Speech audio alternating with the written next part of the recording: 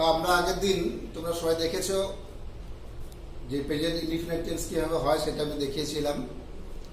আজকে আমরা তার দ্বিতীয় ভাগ অর্থাৎ প্রেজেন্ট টেন্সের দ্বিতীয় যে ভাগটা আছে প্রেজেন্ট কন্টিনিউয়াস টেন্স, সেটা আজকে আমরা দেখাবো কীভাবে হয় বা কাকে বলে। তো তোমরা যারা আমার চ্যানেলকে দেখছো তারা শেষ পর্যন্ত ভিডিওটা দেখবে এবং কমেন্ট, লাইক, শেয়ার সব করে দেবে। আশা করি তোমাদের এই ভিডিওটা খুব ভালো লাগবে। তো ব্যাপারটা হচ্ছে প্রেজেন্ট কন্টিনিউয়াস এর বাংলা মানে হচ্ছে ঘটমান বর্তমান। ঘটমান বর্তমান অর্থাৎ যে জিনিসগুলো বর্তমানকালে ঘটছে বলে শুধু হবে না, তার সঙ্গে সঙ্গে ধরো আমি যে তোমাদের পড়াচ্ছি এখন, হ্যাঁ, এই যে পড়াচ্ছি, যাচ্ছি, খাচ্ছি, লিখছি, শুনছি, এই যে ওয়ার্ডগুলো আমি বললাম, অর্থাৎ আমরা যে কাজগুলো করছি বর্তমানকালে, করছি, যাচ্ছি, খাচ্ছি ইত্যাদি, সেগুলো হচ্ছে কন্টিনিউয়াস অর্থাৎ ঘটমান বর্তমান, তোমাদের বাংলায় আমরা যেটা বলছি।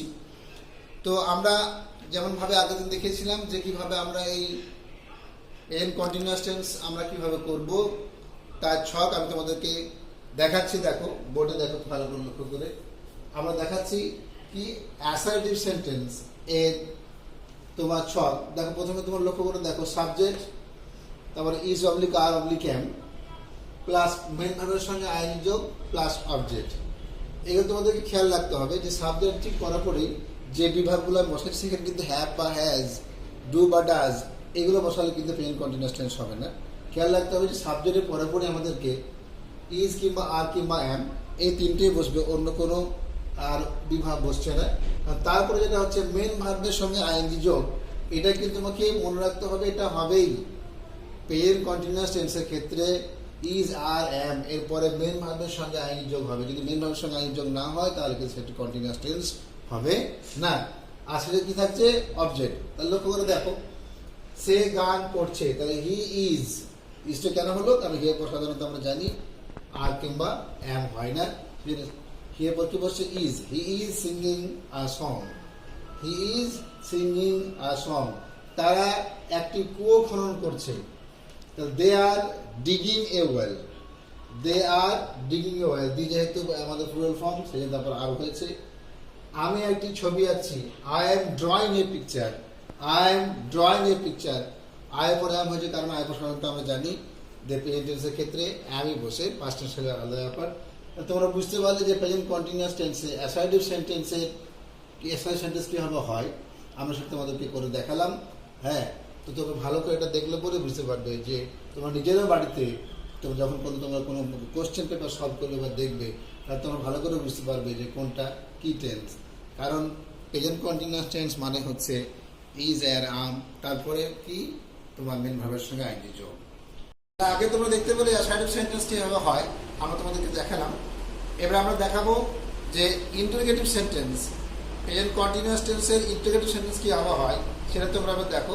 তোমরা জানো যে কোনো ইন্টারোগেটিভ সেন্টেন্স করতে গেলে আমাদের যেটা করতে হয় সেটা হচ্ছে হয় ডাব্লিউএস ফর্ম প্রথমে থাকে কিংবা বি ভাব তো থাকবেই মাস্ট, এটা তো তোমার নিয়ম। যে কোনো ইন্টারোগেটিভ সেন্টেন্সের ক্ষেত্রে প্রথমে বি ভাব থাকেই। তো আমরা সেরকমভাবে আমরা দেখবো যে প্রেজেন্ট কন্টিনিউয়াস টেন্সে ইন্টারোগেটিভ সেন্টেন্স করতে গেলে প্রথমে কি বসাতে হচ্ছে? ডাব্লিউএস ফর্ম থাকতে পারে আবার না থাকতে পারে, কিন্তু ইজ আর এম বাক্যের শুরুতেই এই তিনটে বিভাগে যে কোনো একটা ভাব থাকবেই। তারপর থাকছে সাবজেক্ট এবং মেন ভার্বের সঙ্গে আইএনজি যোগ, এটা মাস্ট। যে কোনো কন্টিনিউয়াস সেন্টেন্সের ক্ষেত্রে মেন ভার্বের সঙ্গে আইএনজি যোগ কিন্তু থাকবে এবং শেষে থাকছে অবজেক্ট। তারপরে বুঝতে পারছো আমরা উদাহরণ দেখিয়েছি, আমি কি ছবিটা আঁকছি, তার প্রথমে কি বসেছে? এম।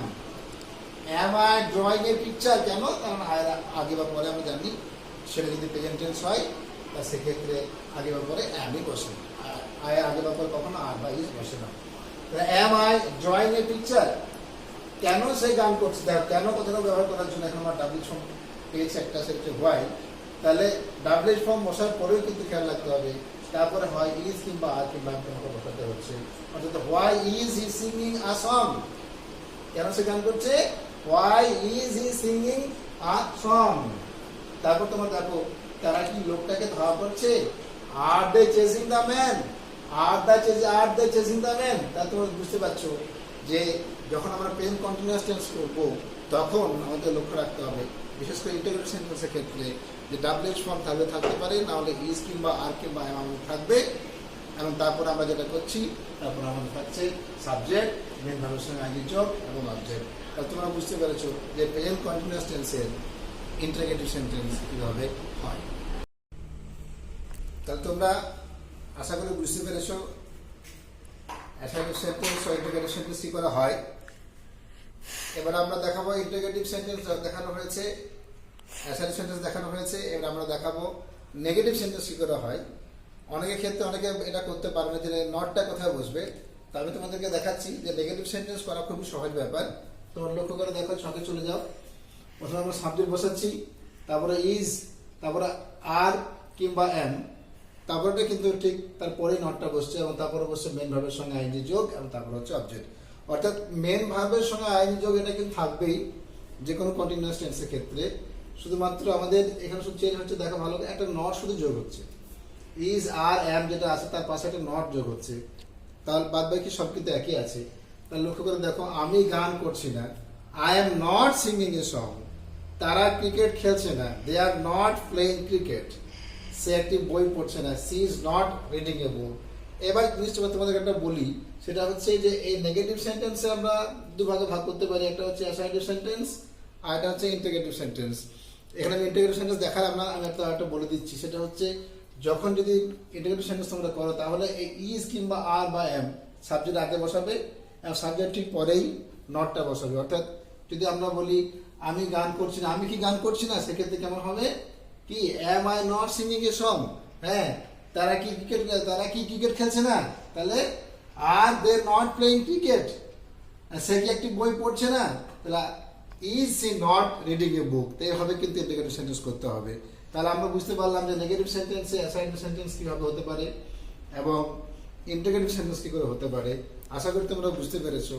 তাহলে আমাদের যে টেন্সের যে 2 নম্বর ভাগটা, সেটা হচ্ছে আমাদের প্রেজেন্ট কন্টিনিউয়াস টেন্স। তোমরা আশা করি সবাই বুঝেছো। হ্যাঁ, ভালো করে ভিডিওটা দেখলে আশা করি তোমাদের এই প্রেজেন্ট কন্টিনিউয়াস সম্বন্ধে আর কি জিজ্ঞাসা থাকবে না। হ্যাঁ, তোমরা সবাই ভিডিওটা দেখো, লাইক, সাবস্ক্রাইব, কমেন্ট করো। আজকের মতো ক্লাস এখানে শেষ। পরের দিন আমরা প্রেজেন্ট পারফেক্ট টেন্স বোঝাবো।